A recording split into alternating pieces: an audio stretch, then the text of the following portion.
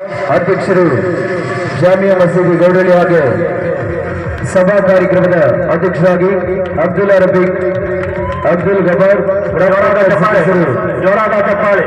ಗೌಡಳ್ಳಿ. ಈಗಾಗಲೇ ಕಬಡ್ಡಿ ಪಂದ್ಯಾವಳಿ ಉದ್ಘಾಟನೆಗೊಳ್ಳಲಿದೆ. ಕಬಡ್ಡಿ ಅಂಕಣದ ಉದ್ಘಾಟನೆ ಸಾಗಿ ಬರ್ತಾ ಇದೆ. ನಿಮ್ಮೆಲ್ಲರ ಕೈ ಚಪ್ಪಾಳಿಯೊಂದಿಗೆ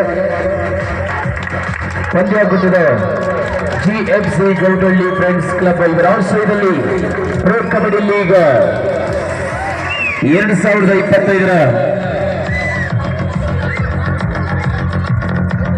ಪಂದ್ಯಾಟದ ಉದ್ಘಾಟನೆ ಕೂಡ ಸಾಗಿ ಬರ್ತಾ ಇದೆ.